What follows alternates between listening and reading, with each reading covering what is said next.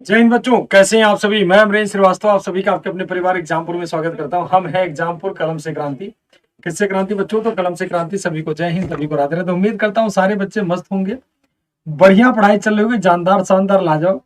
तो दिवाली के इस मौके पर, दिवाली तो आप अपने घर में मनाए ही मनाए, और सभी परिवार में, सभी लोगों में और प्यार से रहना है और सभी की बातें मानना है। ठीक, सभी के आशीर्वाद भी लेना इस दिवाली में, और सभी से दुआ करना कि अगली दिवाली आपकी और बेहतरीन हो। ठीक, और इस दिवाली में चार चांद लगाने के लिए एग्जामपुर भी बहुत सारा चीज आपको ले लाया है कि अगर आप कोई भी कोर्स, एग्जामपुर का कोई भी कोर्स परचेज करना चाहते हो तो उस पर आपको कितना, तो 75% ऑफ भी मिलेगा। तो दिवाली 75 भी आपको यूज करना। अगर कोई भी कोर्स आप चाहते हो कि जो आपके लिए काफी बेनिफिशियरी है, जिसको आप अभी तक प्लानिंग कर रहे थे, ऑफर काफी वेट कर रहे थे, तो ऑफर आपके लिए आ चुका है कि दिवाली ऑफर 75% का ऑफ आपको यहाँ पे मिल जाएगा। ठीक, तो चलिए क्लास को स्टार्ट करते हैं फटाफट, तेजी से, बिना डिले किए। सबसे पहला क्वेश्चन क्या कह रहा है कि तबकाते अकबरी, तबकाते अकबरी किसके द्वारा लिखा गया? पहला क्वेश्चन है तबकाते अकबरी, तबकाते अकबरी किसने लिखी थी? अबुल फजल ने, अब्दुल कादिर बदायूनी ने, अब्बास खां सारवानी ने, निजामुद्दीन अहमद। किसने लिखा था तबकाते अकबरी? फटाफट तेजी से कमेंट करके सारे बच्चे आंसर बताएं कि तबकाते अकबरी किसके द्वारा लिखा गया। बहुत प्यारा सा सवाल है कि किसके द्वारा। फटाफट तेजी से आंसर सारे बच्चे करके बताएं किसके द्वारा लिखा गया तबकाते अकबरी। बहुत प्यारा सा सवाल, जल्दी से सारे बच्चे इस क्वेश्चन का आंसर दे दें, जल्दी से। चले, तो आंसर आने शुरू हो गए होंगे। आबुल फजल तो है नहीं, क्योंकि आबुल फजल का किताब अलग है। आबुल फजल की किताब क्या है? अकबरनामा, अकबरनामा। तो ये तो होंगे नहीं, पहले ही आंसर में गलत हो गए। अब्दुल कादिर बदायूनी का मुंतखब तवारीफ, इस तरह के तो इनका तो है ही नहीं। अब्बास खां सरावानी, निजामुद्दीन अहमद। दो ऑप्शन आपके सामने हैं, बताओ फटाफट तेजी से बताओ। ठीक, तो अब्बास खां सारावानी, अब्बास खां सारावानी किसके दरबार में थे? तो अब्बास खां सारावानी। ठीक, ये भी नहीं होंगे। तारीखे शेर शाही तो अलग मतलब है। निजामुद्दीन अहमद, इसको अकबर कहता है कि जो भी आप जानते हैं, जो भी आप पीछे का इतिहास जानते हैं, चाहे वो बाबर हो, चाहे वो हुमायूं हो, उन सब के बारे में आपको एक किताब लिखनी है, आपको इन सब की जानकारी देनी है, और उसी किताब को कहा जाता है क्या? तो तबकाते अकबरी। और किसकी किताब है? तो निजामुद्दीन अहमद की। नेक्स्ट क्वेश्चन आपका है, निम्न मुसलमान विद्वानों में से हिंदी साहित्य के लिए किसका सबसे महत्वपूर्ण योगदान था? इसमें हिंदी मोस्ट, जैसे मुगलों की राजकीय भाषा क्या थी? तो फारसी थी। मुगलों की राजकीय भाषा क्या थी? तो फारसी थी। ध्यान समझो, मुगलों की राजकीय भाषा क्या थी? मुगलों के दरबार की भाषा क्या थी? दरबारी भाषा क्या थी? तो फारसी थी। पर्शियन लैंग्वेज था, फारसी भाषा का प्रयोग करते थे। अब यहाँ पर क्वेश्चन है कि हिंदी साहित्य, यहाँ पर क्वेश्चन क्या है, हिंदी साहित्य के लिए किसके सबसे महत्वपूर्ण योगदान है? तो आबुल फजल का लेखन हिंदी साहित्य में तो होता नहीं है। ये कौन सी भाषा का प्रयोग करते थे? तो पर्शियन लैंग्वेज का प्रयोग करते थे। ये तो ऐसे ही बाहर हो गए। अब फैजी, इनका भी कोई मतलब नहीं है, क्योंकि ये भी नहीं प्रयोग करते थे। अब्दुल रहीम खाने खाना, अब्दुल रहीम खाने खाना जो बैरम खान के पुत्र थे और एक्चुअल में अकबर के दत्तक पुत्र थे, और ये सारे ऊपर वाले तीनों अकबर के दरबार के नौरतन है। सिर्फ बैरम खान का योगदान हिंदी साहित्य में महत्वपूर्ण योगदान रहता है। किसका? तो बैरम खान जी का। अगले क्वेश्चन की बात कर ले, भारत में मानव का सर्वप्रथम साक्ष्य कहां से मिला है? नीलगिरी की पहाड़ियों पर, शिवालिक की पहाड़ियों पर, नल्ला मलाई की पहाड़ियों पर, नर्मदा की घाटी। मतलब पहली बार मानव के जीवन का एविडेंस हमें कहां की पहाड़ियों में मिलता है? तो देखो, नीलगिरी की पहाड़ियों में तो होगा नहीं, क्योंकि नीलगिरी की पहाड़ियों में अगर आप एनसीईआरटी को देखोगे तो एनसीईआरटी में दूर दूर शब्दों में नीलगिरी जैसी पहाड़ी का कोई चर्चा कहीं पर है ही नहीं कि नीलगिरी पहाड़ी में ऐसा कोई ह्यूमन एविडेंस मिला है। तो नीलगिरी वहीं बाहर हो गया। शिवालिक की पहाड़ियों में भी ऐसा कुछ नहीं मिलता है। नल्ला मलाई तो भूल ही जाओ। तो ये तीनों तो है ही नहीं, ठीक है ना। ये दक्षिण भारत में है, ये साउथ इंडिया में, तमिलनाडु में है। नीलगिरी कहां पर है? तो तमिलनाडु में। तो ये तो है ही नहीं। नल्ला मलाई ये भी साउथ में है, अन्ना मलाई, नल्ला मलाई, ये सब वहीं पर है। तो ये सब भी नहीं। शिवालिक तो ये बिल्कुल नहीं। नर्मदा की घाटी में, नर्मदा की घाटी में मनुष्य के सर्वप्रथम साक्ष्य मिलता है कहां पर? तो नर्मदा घाटी, जो आपके एनसीईआरटी में बड़े बड़े शब्दों में लिखा है।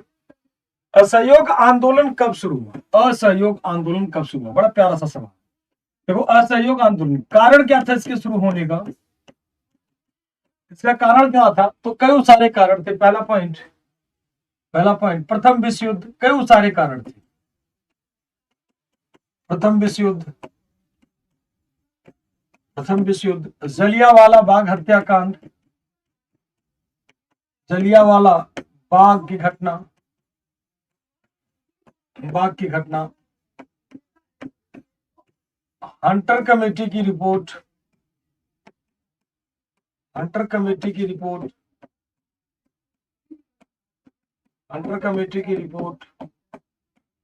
खिलाफत आंदोलन,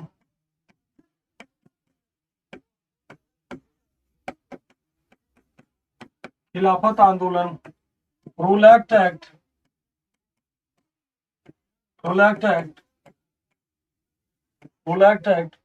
और बात कर लेते हैं वैश्विक परिप्रेक्ष्य या वैश्विक आंदोलन, इस तरह से कह सकते हो, आदि कह लो। तमाम सारे कारण। अब ये स्टार्ट किस दिन हुआ? तो स्टार्ट होता है कब? तो शुरू कब होता है? शुरू तो 1 अगस्त 1920 को, 1 अगस्त 1920 को ये क्या होता है? स्टार्ट होता है। 1 अगस्त 1920 को स्टार्ट होता है। अब जिस दिन स्टार्ट हुआ उसी दिन तिलक जी की डेथ हो जाती है। उसी दिन बाल गंगाधर तिलक जी की क्या हो जाती है बेटा? तो डेथ हो जाती है। लेकिन तिलक जी ने कहा कोई बात नहीं, ये आंदोलन शांति कंटिन्यू रखा जाएगा, चाहे डेथ हो चाहे कुछ भी हो, लेकिन ये आंदोलन को रोका नहीं गया, कि आंदोलन कंटिन्यू रहा। ठीक है ना, आंदोलन लगातार चलता है। तो ये आंदोलन था प्रथम असहयोग आंदोलन 1 अगस्त 1920 को। ठीक है ना, असहयोग आंदोलन किसके द्वारा? ये गांधी जी द्वारा शुरू किया गया। किसके द्वारा? तो गांधी जी द्वारा शुरू किया गया। गांधी जी द्वारा शुरू किया। इसमें गांधी जी ने नारा दिया था क्या? गांधी जी का नारा क्या था? 1 वर्ष में स्वराज, 1 वर्ष में स्वराज की प्राप्ति, 1 वर्ष में स्वराज की प्राप्ति। ये गांधी जी का स्टेटमेंट था, 1 वर्ष में स्वराज की प्राप्ति, मतलब 1 साल में हम लोग क्या करेंगे? स्वराज की प्राप्ति कर लेंगे। 1 अगस्त 1920 को स्टार्ट हुआ प्रथम विश्व युद्ध, जलियांवाले बाग की घटना। यहाँ पर सॉरी बाग लिखा, बाग कर देना इसको, बाय मिस्टेक लिखा गया।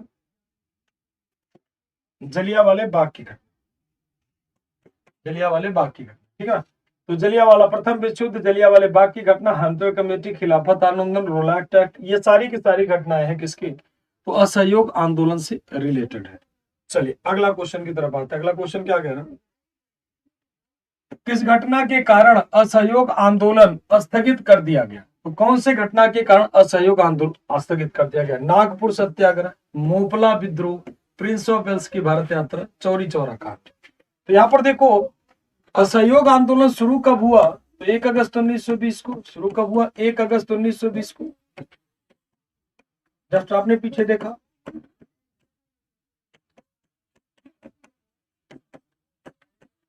इनका कार्यक्रम क्या था? कार्यक्रम यह था ब्रिटिश गवर्नमेंट का विरोध करना, ब्रिटिश गवर्नमेंट का विरोध करना है। विदेशी वस्तुओं का बहिष्कार, विदेशी वस्तुओं का बहिष्कार,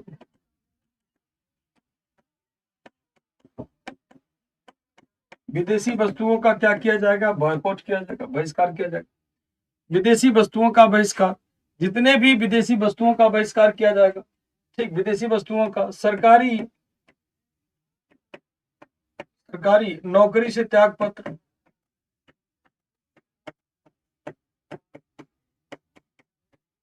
सरकारी नौकरी से क्या किया जाएगा? त्याग पत्र दिया जाएगा। जितने भी गवर्नमेंट जॉब है उससे क्या किया जाएगा? त्याग पत्र दे दिया जाएगा। ठीक है ना, तो सरकारी नौकरी से क्या कर दिया जाएगा? त्याग पत्र। ठीक, आदि कर लो। और मूल योजना क्या थी कि ये सारे कार्यक्रम जितने भी होने हैं, ये सारे कार्यक्रम कैसे? तो अहिंसक तरीके से होने। ये सारे कार्यक्रम कैसे होने हैं? तो अहिंसक तरीके से, अहिंसा का पालन करना, मतलब वायलेंस का पालन नहीं करना है। यहाँ पर क्या हुआ था? अहिंसक तरीके से आंदोलन चलाना था। लेकिन एक जगह अहिंसा अहिंसक तरीके से यह आंदोलन चलाना था, लेकिन एक जगह पर ऐसा था कि यहाँ पर वायलेंस को फॉलो नहीं किया गया, बल्कि क्या तो नॉन वायलेंस को, यानी क्या अहिंसा की जगह मतलब जो है नॉन वायलेंस की जगह वायलेंस को फॉलो किया गया, यानी हिंसक आंदोलन शुरू कर दिया गया। तो प्लेस कौन सा था? तो चौरी चौरा। कौन सा प्लेस था? तो चौरी चौरा। चौरी चौरा में क्या होता है? तो 5 फरवरी, कहीं के 4 फरवरी भी मेन रहता है, 4 फरवरी 1922 को। नहीं मिलेगा तो आपको मार्क कर देना 5 फरवरी 1922 को। ठीक, 5 फरवरी 1922 को क्या होता है कि चौरी चौरा में, ठीक है, चौरी चौरा में जो कि कहां पर है? तो गोरखपुर में है। कहां पर? तो गोरखपुर में। इसमें क्या था? 22 पुलिस वाले और एक इंस्पेक्टर, कितने? तो 23 लोगों को जिंदा जला दिया,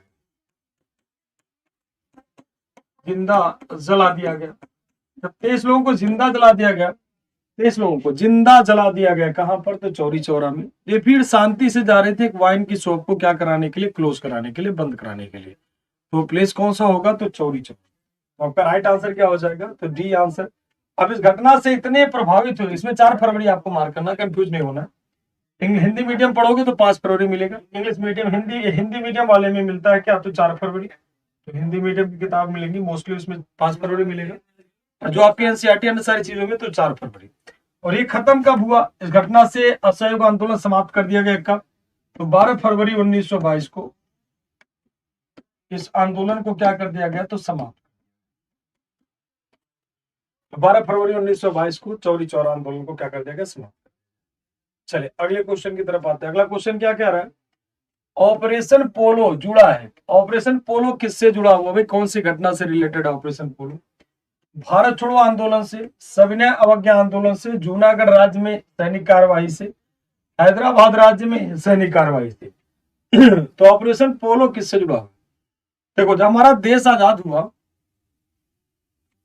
आजादी के बाद माउंटबेटन प्लान में एक बातें थी कि जो रजवाड़े, जो देसी रजवाड़े भारत और पाकिस्तान के साथ नहीं रहना चाहते, ये हुआ ना कि भारत और पाकिस्तान के साथ एक माउंटबेटन प्लान। कौन सा प्लान है? तो माउंटबेटन योजना। माउंटबेटन योजना आता है। इस योजना के अनुसार क्या बातें होती हैं बेटा? कि भारत के 3 हिस्से होंगे, भारत के 2 पार्ट होंगे। एक होगा क्या? तो इंडिया, एंड सेकंड क्या बनेगा? तो पाकिस्तान। यही हुआ, 2 बातें हुई। और इसमें एक थर्ड फ्रंट भी खोल दिया गया कि जो देसी रजवाड़े इंडिपेंडेंट रहना चाहते हैं, देसी रजवाड़े, वो अपना स्वतंत्र कंडीशन बना सकते हैं। वो इनकी इच्छा है कि भारत के साथ शामिल हो या पाकिस्तान के साथ, ये उनकी इच्छाओं पर डिपेंड है। मतलब उनके ऊपर कोई भी जो है प्रेशर नहीं दिया जाएगा, फोर्स नहीं लगाया जाएगा। उनकी इच्छा, वो जैसे रहना चाहे वैसे रह सकते हैं। तो 3 बड़े राज्य जो थे वो किसी के साथ शामिल नहीं हुए। एक था कौन? हैदराबाद। दूसरा था क्या? जूनागढ़। और तीसरा क्या था? तो जम्मू एंड कश्मीर। ठीक, जम्मू एंड कश्मीर। इसमें ये तीनों किसी के साथ शामिल नहीं होना चाहते। तो हैदराबाद का जो निजाम था, हैदराबाद का जो निजाम अली था, निजाम अली, हैदराबाद का जो निजाम था, उसने कहा ना मैं भारत के साथ जाऊंगा, ना मैं पाकिस्तान के साथ, मैं अपना स्वतंत्र राज्य स्थापित करूंगा। और जब आप मैपिंग करते हो तो मैप में आपको यहाँ पर इस तरह से दिख जाएगा क्या? आपको हैदराबाद यहाँ पर, ठीक, कुछ हैदराबाद का क्षेत्र ऐसे हुआ। अब हैदराबाद के जो निजाम थे, उसके वर्कर्स जो थे, जो उनके यहाँ काम करते थे, वो लगे लोगों को टॉर्चर करना, लोगों को परेशान करना, लोगों को टॉर्चर करना शुरू कर देते हैं। लोगों से कर वसूलना क्या कर देते हैं? शुरू कर देते हैं। वहां के जो लोग थे, वहां के लोगों से कर वसूलना शुरू कर दिए। और कहते आने वाले दिनों में निजाम शाही का झंडा दिल्ली पर लहराएगा। उनका स्टेटमेंट था कि आने वाले दिनों में निजाम शाही का झंडा कहां पर? तो दिल्ली पे लहराएगा। इस तरह की बातें ये लोग करना शुरू कर देते, जो भी हो फिलहाल तो। और लोगों को खूब परेशान करने लगे, उनसे कर वसूलने लगे। अब इस घटना से सारे दुखी हो गए थे। फिर इन लोगों ने सरदार, उस समय होम मिनिस्ट्री किसके पास थी? गृह मंत्रालय सरदार पटेल के पास थी। उस समय गृह मंत्री कौन थे? गृह मंत्री कौन थे? तो भारत के लौह पुरुष सरदार वल्लभ भाई पटेल, सरदार वल्लभ भाई पटेल थे। सरदार वल्लभ भाई पटेल थे। सरदार वल्लभ भाई पटेल उस समय क्या थे, तो भारत के गृह मंत्री थे, ठीक, गृह मंत्री थे। अब सारी जिम्मेदारी इनके पास थी। अब इन लोगों ने क्या किया, हैदराबाद के लोगों ने पटेल जी को इनवाइट किया कि भाई आइए, आके हम यहाँ से मुक्ति दिलाइए, नहीं तो निजाम परेशान बहुत कर देगा। तो फिर हैदराबाद में पूरी की पूरी आर्मी उतार दी गई और निजाम भाग के चला गया कहा, पाकिस्तान, और हैदराबाद को पूरी तरह से भारत में क्या कर लिया गया, तो शामिल कर लिया। तो इसका राइट आंसर क्या होगा, तो डी आपका क्या होगा राइट आंसर। नेक्स्ट क्वेश्चन की तरफ आते हैं। किस राज्य का सचिवालय भवन राइटर्स बिल्डिंग के नाम से जाना जाता है? आसाम, बंगाल, महाराष्ट्र या कर्नाटक? ये क्वेश्चन आपके एग्जाम में पूछे जा चुके हैं। इस क्वेश्चन का आंसर आप लोग बताओगे फटाफट तेजी से। किसे कहते हैं, जल्दी से सारे बच्चे बताएं।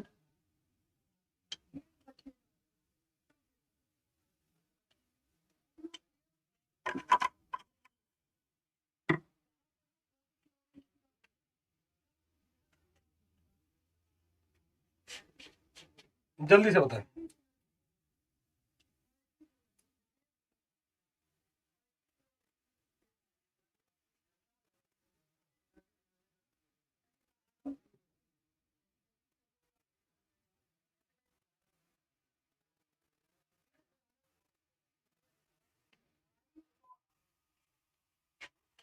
हो गया आंसर? चलिए, बढ़िया आंसर बच्चे दे रहे हैं। तो पश्चिम बंगाल। कौन सा? तो पश्चिम बंगाल। किसने? तो लियोन ने बनाए थे इसको, लियोन ने बनाया था, लियोन ने बनाया था। जो ईस्ट इंडिया कंपनी के, जो ईस्ट इंडिया कंपनी थी, ईस्ट इंडिया कंपनी, ठीक है, ईस्ट इंडिया कंपनी के जूनियर जो वर्कर्स थे, जो जूनियर वर्कर्स थे, जो जूनियर वर्कर्स थे, उनके लिए बनाया गया था। ठीक है, जितने जूनियर वर्कर्स थे उनके लिए बनाया गया था क्या, तो राइटर्स बिल्डिंग के नाम से। आज पश्चिम बंगाल का सचिवालय यहीं पर स्थित है और ये बिल्डिंग कहां पर है, तो कलकत्ता। कहां पर? तो कलकत्ता, ठीक है ना, कलकत्ता में है। तो लियोन द्वारा बनाया गया, वास्तुकार थे वही। ठीक, ईस्ट इंडिया कंपनी ने जूनियर जो वर्कर्स जो होते थे ईस्ट इंडिया कंपनी के, इसमें रहा करते थे, और कहां पर है, तो कलकत्ता। नेक्स्ट क्वेश्चन की तरफ आते। 1857 के विद्रोह के दमन के बाद मुगल शासक बहादुर शाह जफर को कहां पर निर्वासित कर दिया गया? तो 1857 के विद्रोह में मुगल बादशाह बहादुर शाह जफर भाग लेते हैं और उन्हें भारत से निकाल करके कहां पर? रंगून भेज दिया। कहां पर? तो रंगून भेज दिया जाता है। और इन्हें कौन भारत से निष्कासित करता है? तो लॉर्ड कैनिंग। कौन करता है? तो लॉर्ड कैनिंग। लॉर्ड कैनिंग इन्हें भारत से निकाल करके कहां पर? तो आपको रंगून भेज देता है। और जब ये मरते हैं तो इनके मकबरे पर लिखा है कितना बदनसीब है जफर। खुद कहते हैं कि मैं कितना बदनसीब हूं, तो अपनी बातों को खुद ही कहते हैं कि कितना बदनसीब है जफर, तुझे हिंदुस्तान में दफनाने के लिए 2 गज जमीन न मिला। मतलब अपने दुख को व्यक्त करते हैं कि जिसके अंडर में पूरा हिंदुस्तान था, उसी को दफनाने के लिए कितनी जमीन चाहिए थी, तो 2 गज जमीन चाहिए थी। और वही बात कहते हैं कि कितना बदनसीब है जफर कि तुझे हिंदुस्तान में दफनाने के लिए 2 गज जमीन न मिला। अपने दुख को व्यक्त करते हैं कौन? बहादुर शाह जफर। और इन्हें 1857 के विद्रोह में, ये अंतिम मुगल बादशाह थे। क्या थे? अंतिम मुगल बादशाह थे, अंतिम मुगल बादशाह थे। इन्होंने, हालांकि इनको पकड़वाने में किसी और का हाथ नहीं था, इनको पकड़वाने में मुखबरी जो करती है इनकी बेगम रहती है जीनत महल। कौन थी? तो जीनत महल।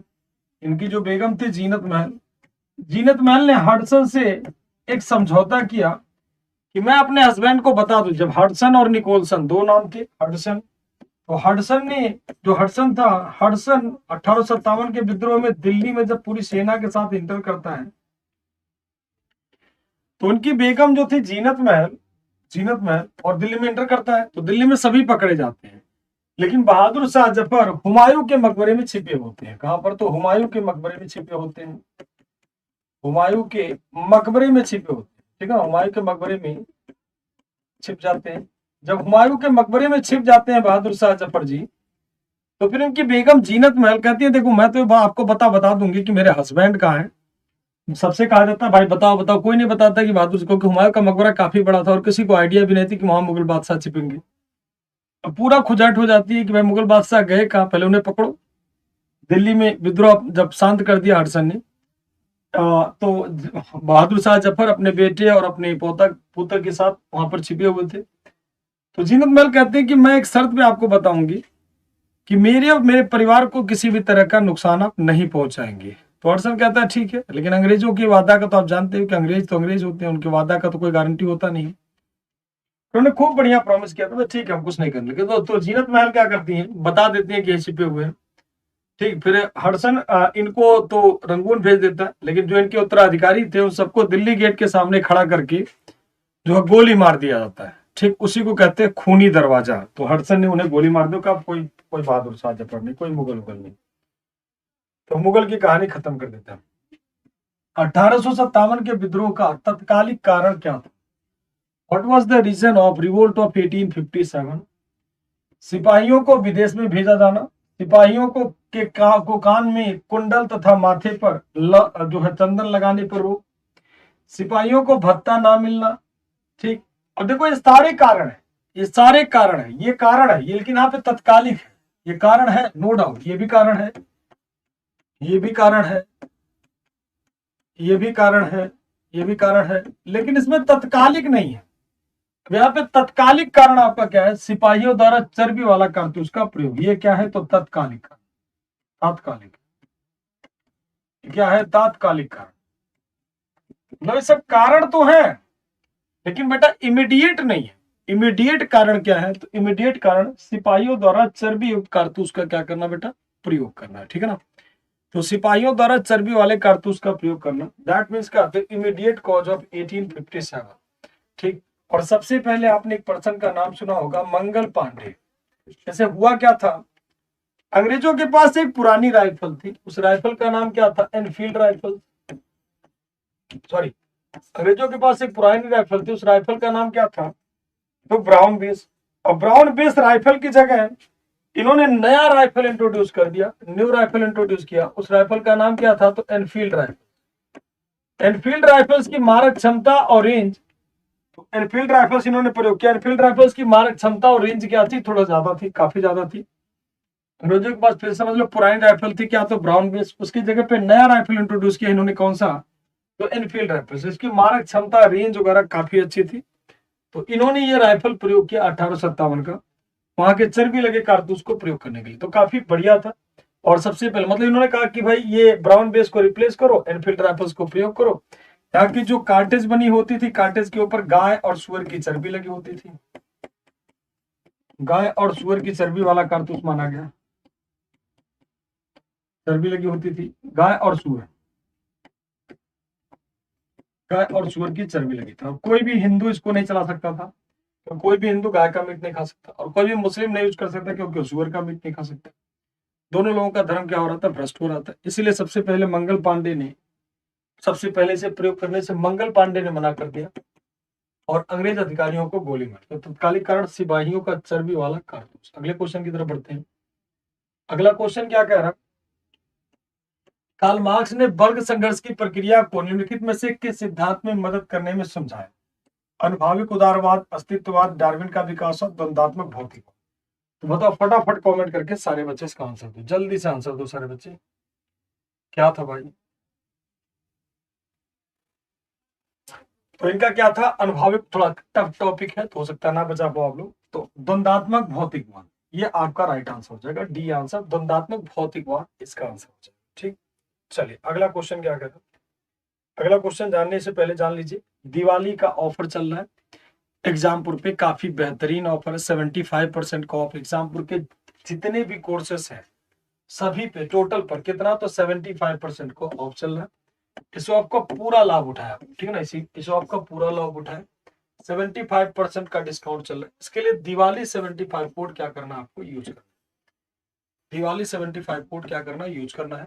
ये काफी बेहतरीन ऑफर है कि आपकी दिवाली काफी अच्छी रहे, इसके लिए कंपनी ने 75% का आपको क्या दिया? ऑफ दिया। तो इस ऑफ का लाभ उठाए। ठीक, और ये ऑफ कब तक है? तो 27 अक्टूबर तक आपका अवेलेबल रहेगा। 27 अक्टूबर के बाद ये खत्म हो जाएगा। ठीक, दिवाली वाला हिसाब किताब आपका एंड हो जाएगा। चलिए अगले क्वेश्चन की तरफ आते हैं। मदर टेरेसा के संबंध में कौन सा कथन सही नहीं? मदर टेरेसा के बारे में बहुत नाम सुना होगा, मदर टेरेसा, मदर टेरेसा। इनके बारे में पूर्ण नॉलेज आपको होना बेहद जरूरी है। कहाँ की रहने वाली थी, क्या थी, ठीक, कौन सा मिशन इन्होंने चलाया था, क्या क्या बातें की थी, ये सारी बेहतरीन है, तो जानना चाहिए। इनका जन्म अल्बानिया में हुआ। मदर टेरेसा जी का जन्म अल्बानिया में हुआ था, तो बिल्कुल सही बात है, ये अल्बानिया में पैदा होती हैं। वे 18 वर्ष की उम्र में ही नन बन गए।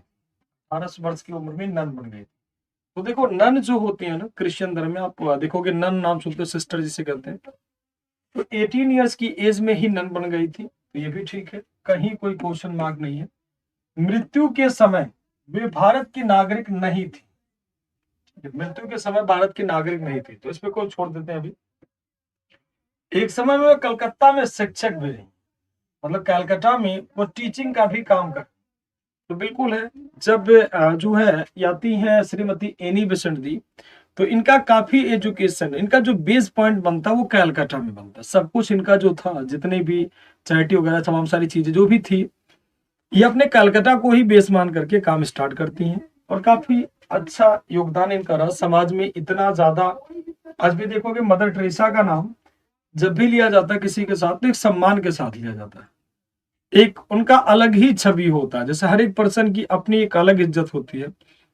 अब अपने माँ के प्रति अलग इज्जत होगी, पापा के प्रति अलग होगी, भाइयों के प्रति अलग होगी, ठीक, पड़ोसियों के प्रति अलग तरीके का नजरिया होता है। भारत के प्रधानमंत्री मोदी हैं, उनके प्रति अलग नजरिया, जब मनमोहन सिंह जी थे तो अलग नजरिया, अटल जी थे तो अलग नजरिया। तो जैसे जैसे पीएम भी आपके बनते जाएंगे, अभी राहुल गांधी मान लीजिए पीएम बन जाए, तो उनके प्रति अलग नजरिया, मतलब सभी के प्रति, हो सकता है किसी के प्रति खराब भी हो, लेकिन आपका वो नजरिया तो है। तो उसी तरह से लोगों का जब मदर टेरेसा की बात आती है, तो भारत का कोई बच्चा ऐसा नहीं है जो इनके प्रति सम्मान की बात ना करे। तो काफी अच्छी थी मदर टेरेसा, बट डेथ के समय वो भारत की नागरिक थी। ये नहीं वाला कॉन्सेप्ट लागू नहीं होता। मृत्यु के समय वो भारत की नागरिक थी, ये आंसर आपका गलत है। नहीं थी, मतलब यहाँ पर आंसर क्या है, नहीं थी, तो भारत की नागरिक थी, ये ठीक है। तो आंसर क्या हो जाएगा, सी आपका गलत हो जाएगा कि मृत्यु के समय मदर टेरेसा जी इंडियन के सिटीजनशिप उन्हें मिल चुकी थी।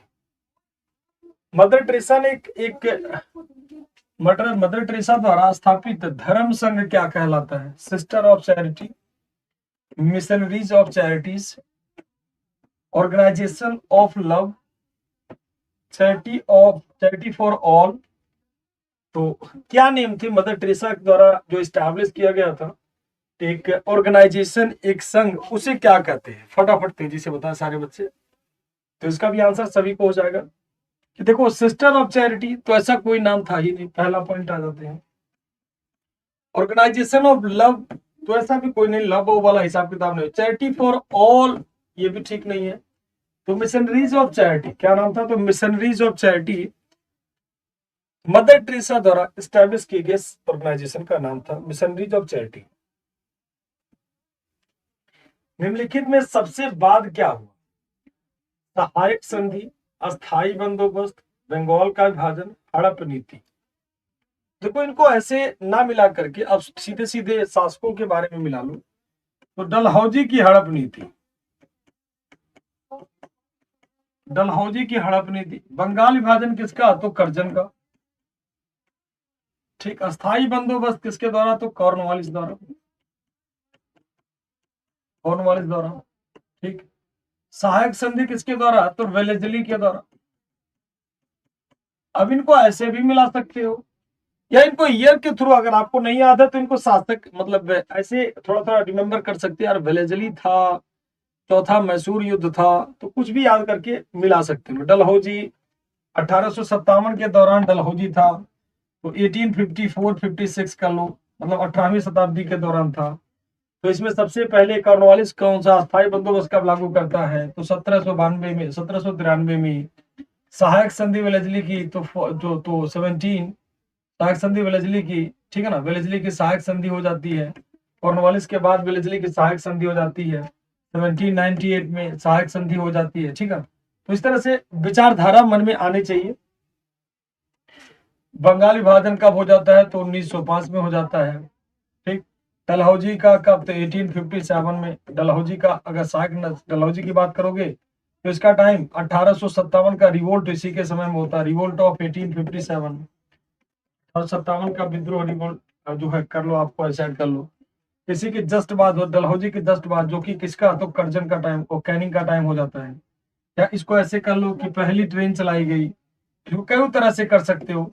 1848 में कई लोगों को शामिल कर लिया गया। 1848, 1849, ठीक, सतारा, झांसी, नागपुर, इस तरह से सहायक संधि किया गया। तो कई सारे राज्यों को तो ईयर वाइज भी इन्हें कर सकते हो, ठीक है ना। तो ईयर वाइज भी इन्हें क्या कर सकते हो, जोड़ सकते हो। इस तरह से इसके आंसर आप आसानी से निकाल सकते हो। चलो देखते हैं। तो अब देखो, सबसे पहले आ जाएगा आपका कौन, कॉर्नवालिस। फिर आ जाएगा आपका सहायक संधि, आ जाता है स्थायी बंदोबस्त के बाद।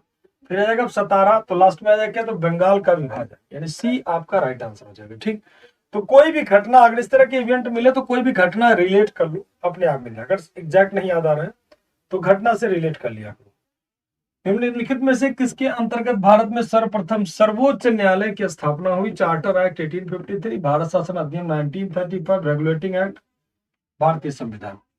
तो भारत में यहां पर बात हो रहा है कि अंतर्गत भारत में सर्वप्रथम सर्वोच्च न्यायालय।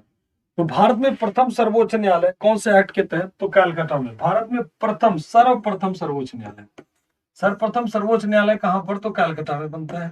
कहां पर? तो कलकत्ता में बनता है। और कलकत्ता में किसके द्वारा बनाया जाता है भाई? तो सिंपल सा क्वेश्चन, जॉर्ज इम्पेयर रहते हैं, पहले 10 अप्रैल बनते हैं। तो 1773 में कौन सा एक्ट? तो रेगुलेटिंग एक्ट के थ्रू बनता है। भारत का प्रथम सर्वोच्च न्यायालय कलकत्ता में बनता है। और किसके एक्ट के तहत? तो जो है रेगुलेटिंग एक्ट 1773 के तहत। नेक्स्ट क्वेश्चन क्या कह रहा है? क्वेश्चन नंबर 15, निम्नलिखित कथनों पर विचार कीजिए। जब शिमला सम्मेलन हुआ तब लॉर्ड माउंटबेटन वायसराय। पॉइंट, भारतीय नौसेना का विद्रोह 1946 में तब हुआ जब मुंबई और कराची से रॉयल इंडियन नेवी के भारतीय सैनिकों नौसैनिक सरकार के विरुद्ध उठ खड़े हुए। तो इसमें आपको बताना कौन सा सही है, केवल एक, केवल दो, कौन सा सही है? बस सिंपल सा क्वेश्चन है, आपको ये बताना कौन सा सही है। तो देखो, जब शिमला सम्मेलन हुआ तो लॉर्ड माउंटबेटन वायसराय, जब शिमला सम्मेलन हुआ तो लॉर्ड माउंटबेटन वायसराय थी, ये गलत। उस समय वायसराय लॉर्ड माउंटबेटन नहीं थे, बल्कि कौन थे? तो लॉर्ड वावेल थे। लॉर्ड वावेल थे, वावेल थे। ठीक, ये तो पहला गलत हो गया।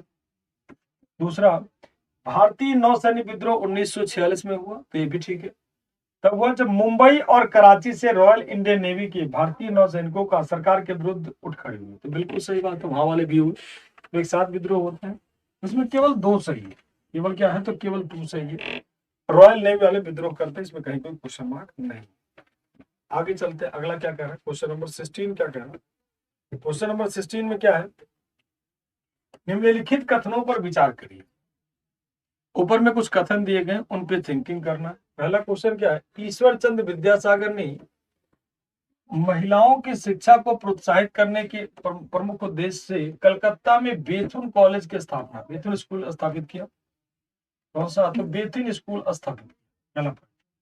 दूसरा पॉइंट, बंकिम चंद्र चट्टोपाध्याय कलकत्ता विश्वविद्यालय के प्रथम ग्रेजुएट थे। तो बंकिम चंद्र चट्टोपाध्याय कलकत्ता यूनिवर्सिटी के प्रथम ग्रेजुएट थे।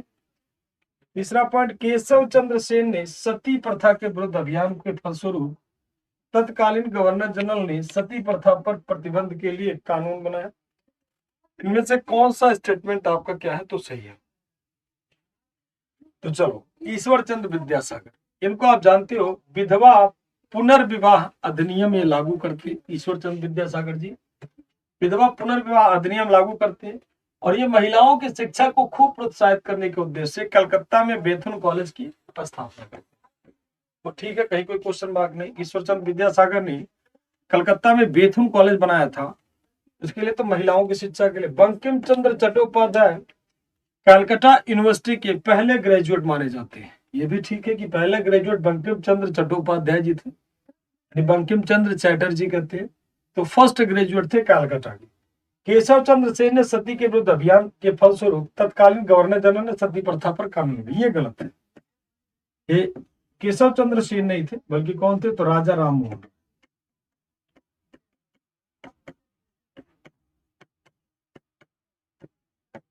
राजा राममोहन ये आपका आंसर यहाँ गलत है। ये ठीक है, 2 ठीक है, 1 एंड 2 किस में है, तो बी आपका क्या हो जाएगा, राइट आंसर हो जाएगा। अगले क्वेश्चन की तरफ मूव करते हैं। नेक्स्ट क्वेश्चन क्या कह रहा है,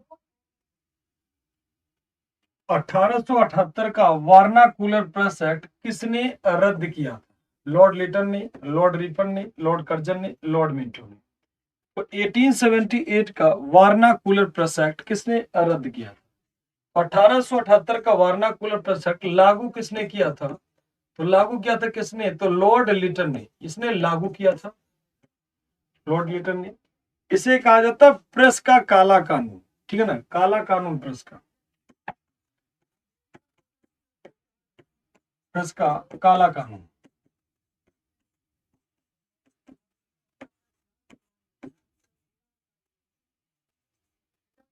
मतलब आपकी सारी इंडिपेंडेंसी खत्म हो गई। मतलब अगर कुछ लिखे, जैसे उत्तर कोरिया का नाम सुना ना, उत्तर कोरिया, उत्तर कोरिया में क्या होता है, सरकार के विरोध में आप नहीं लिख सकते। अगर सरकार के विरोध में आपने कुछ लिखा तो सरकार आपकी पूरी की पूरी प्रेस ही क्या कर लेगी, जब्त कर लेगी। तो सेम चीजें यहाँ पर थी, तो लॉर्ड रिपन के टाइम पे लागू किया गया, ठीक है ना, प्रेस कानून खत्म कर दिया गया, इसके ऊपर समाप्त कर दिया गया। किसके समय में, तो लॉर्ड रिपन के टाइम में। किसके द्वारा, तो लॉर्ड रिपन के द्वारा क्या कर दिया जाता, खत्म कर दिया जाता। नेक्स्ट क्वेश्चन क्या कर रहा है, चीनी यात्री इत सिंह बिहार के भ्रमण किया था। इत सिंह बिहार का भ्रमण कब करता है? भाई इत सिंह चीनी यात्री था, इत सिंह भारत बिहार का भ्रमण कब करता है?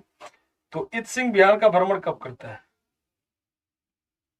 तो ये 405 नहीं, 631 नहीं, 637 नहीं, तो कब करता है? तो नन ऑफ दीज इसका आंसर होगा। 671 से 672 ये इसके आने का टाइम होगा। 671 से 672 चीनी यात्री इत सिंह आता है बिहार में, 671 से 672 में आता है इत सिंह, ठीक है, 71 से 72 इत सिंह आता है।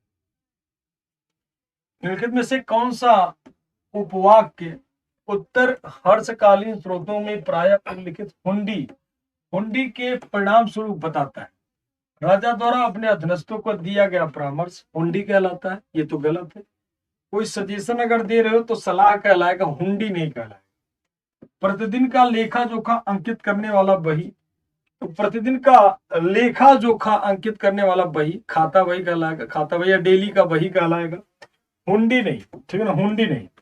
अब सी को छोड़ दो थोड़ी देर के लिए। सामंतों द्वारा अपने अधीनस्थों को दिया गया ऑर्डर, तो ये भी नहीं था, ठीक। विनिमय पत्र जो होता था उसे हुंडी कहा, एक्सचेंज लेटर से कहते हैं हुंडी। हुंडी क्या होता है, मान लीजिए कि आप बैठे हुए कहां पर, तो गोरखपुर में, जस्ट एग्जांपल लीजिए कि आप गोरखपुर में हैं और आपकी इच्छा है कि आप कोई भी चीज, मतलब मान लीजिए गोरखपुर में एक व्यक्ति, गोरखपुर का कोई व्यक्ति है और वो जॉब करता है कहीं और पे, मान लीजिए कहां पर, तो मुंबई में काम करता है, मुंबई में। तो यहाँ पर क्या होता था, गोरखपुर में एक सामंत, एक एजेंट बैठा होता था और एक एजेंट मुंबई में होता था, ठीक। मान लीजिए गोरखपुर का एक बच्चा है जो मुंबई में काम करता है, वो चाहता है घर पैसा भेजना, या मुंबई में जाएगा, उस साहूकार से मिलेगा। एक साहूकार होगा जो कहेगा कि भाई हम इस जगह अपना हुंडी ले जाते हैं, तो एक साहूकार से मिलेगा, कहेगा भाई देखो हम आपको 100 रुपया दे रहे हैं, ठीक है ना, हमारा 100 रुपया आप क्या करो, हमारे गाँव गोरखपुर पहुंचा दो, ठीक। तो कहता ठीक है भाई 100 रुपया हम आपका पहुंचा देंगे, लेकिन हमारा 100 रुपया पहुंचाने का जो कमीशन होगा वो 10% होगा, मतलब 10 रुपए आप हमें दे दो, हम आपका 100 रुपया पहुंचा देंगे। तो वो व्यक्ति क्या करता, 10 रुपया साहूकार को दे देता और 100 रुपया अपने घर भेज देता। तो ये यहाँ से मैसेज देता गोरखपुर वाले जो इसका एजेंट होता कि भाई 100 रुपए की हुंडी है, उसे आप अगले पर्सन को दे दी। तो ये पर्सन यहाँ पर क्या करता, 100 रुपए जो ये व्यक्ति था उसके फादर को बुला करके 100 रुपए से क्या कर दिया जाता, प्रोवाइड करा दिया जाता है। तो उसी कहा जाता है विनिमय पत्र, एक्सचेंज लेटर कहते थे, तो उसी को हुंडी कहते थे। ऐसे मान लीजिए आपने किसी व्यक्ति को 100 जो है कोई भी चीज दिया कि भाई 100 रुपए का प्रोडक्ट है, आप हमारे क्या करो, वहां पर हमारे फादर को दिलवा दो, ये मैं 100 रुपये आपको दे रहा हूँ। जैसे मान लीजिए मुंबई में बैठा व्यक्ति कह रहा है कि साहूकार जी हम आपको एक एसी का पैसा दे रहे हैं, कि एसी की मान लीजिए कीमत कितनी है, तो 30,000 रुपए की एसी का पैसा दे रहे, आप हमारे फादर को 30,000 की वहाँ एसी दिलवा दीजिए, या 30,000 कहते हैं, तो वहां पर ये पर्सन होता तो पूरा उनको दे देता, ठीक। तो ये होता हुंडी, विनिमय लेटर, बहुत बड़े पैमाने पर चलती थी, यूरोप में भी चलता था। नई दिल्ली शहर के रूपांकन में कौन शामिल रहा? नई दिल्ली शहर के रूपांकन में कौन सा, रूपांकन का मतलब हो गया निर्माण, रूपांकन का मतलब यहाँ पर क्या हो गया, तो निर्माण में कौन शामिल है? नई दिल्ली का निर्माण किसने किया था?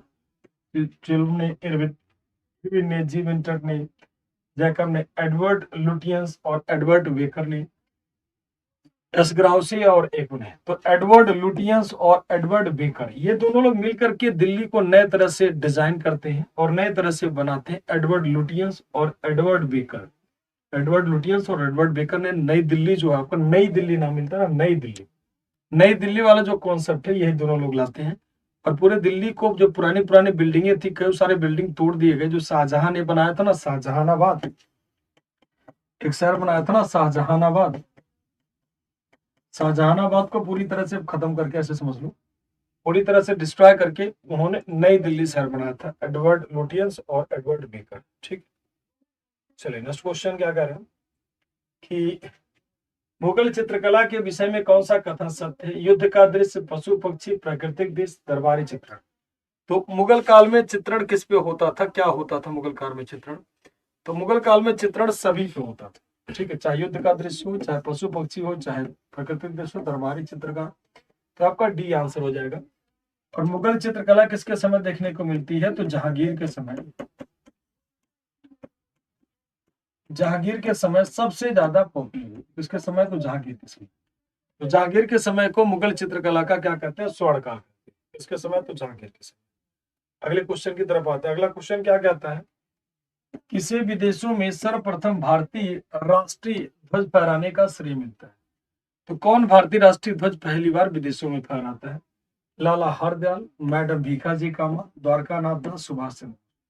तो विदेशों में स्टुटगार्ट, यानी कहां पर? तो पेरिस के स्टुटगार्ट में सबसे पहले, स्टुटगार्ट में मैडम भीखाजी कामा ने राष्ट्रीय ध्वज फहराया था। इन्हें भारतीय क्रांति की जननी कहते हैं।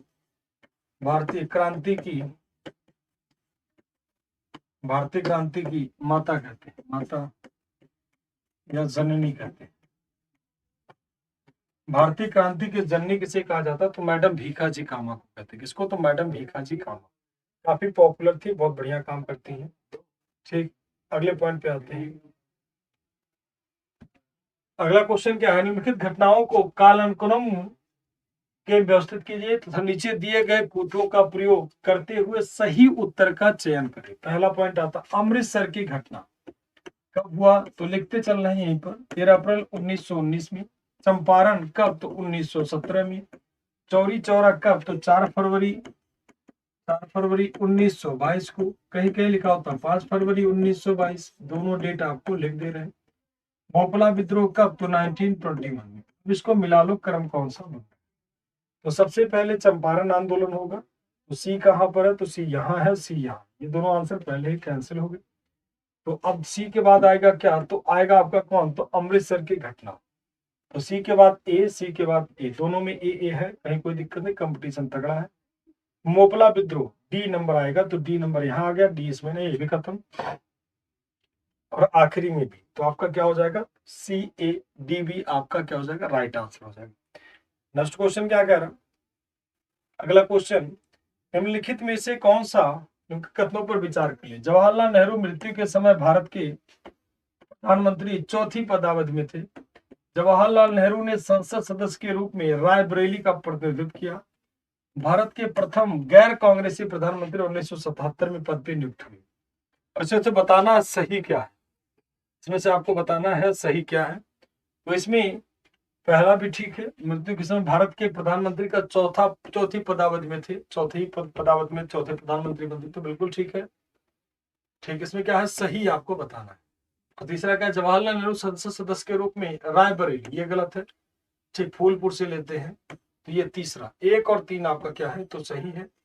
बाकी आंसर आपका क्या है? गलत है।